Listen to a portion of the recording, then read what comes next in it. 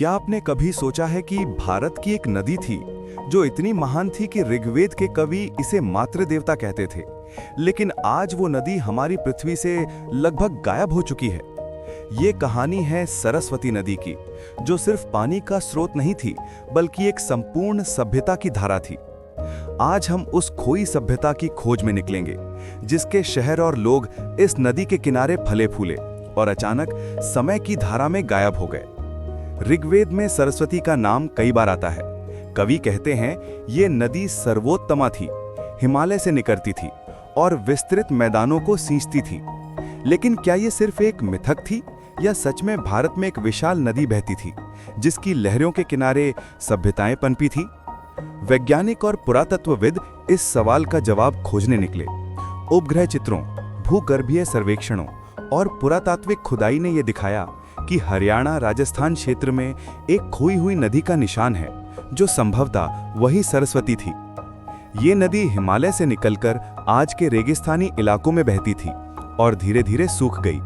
लेकिन इसके किनारे बसे लोग अपनी सभ्यता में कितने उन्नत थे, ये हम अब जानेंगे।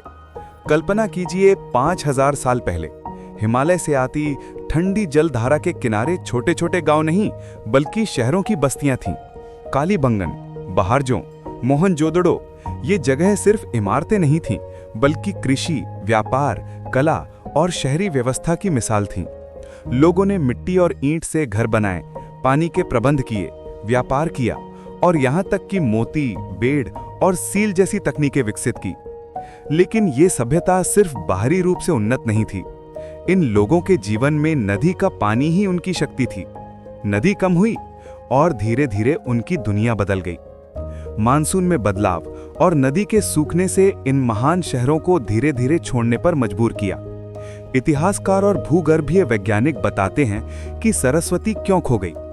सबसे पहले भूगर्भीय गतिविधियां, प्लेट्स की हलचल और टेक्टोनिक परिवर्तन ने नदी के मार्ग को बदल दिया।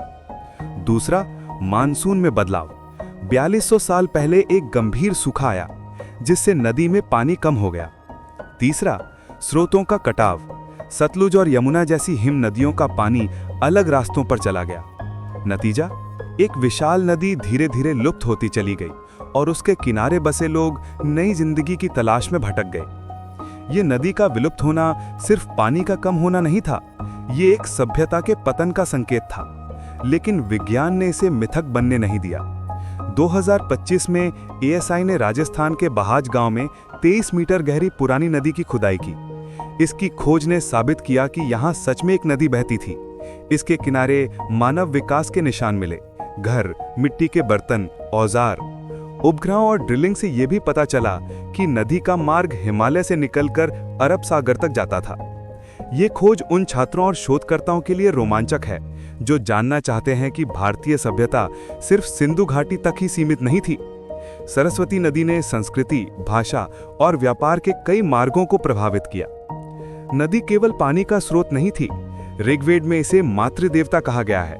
ब्रह्मवर्त की भूमि जहां आर्य संस्कृति ने पांव रखा, इसी नदी के किनारे थी।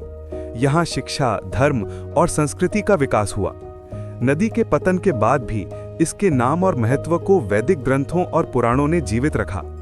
तो यह कहानी सिर्फ भूगोल की नहीं बल्कि मानव संस्कृति और सभ्यता की भी कहानी है।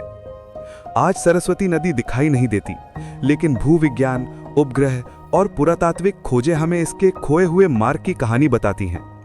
सरकारें इसे पुनर्जीवित करने की कोशिश कर रही हैं ताकि इतिहास और संस्कृति दोनों को संरक्षित किया जा सके। और हम जो आज इस वीडियो को देख रहे हैं, हम इसे सिर्फ इतिहास के तौर पर नहीं देख सकते।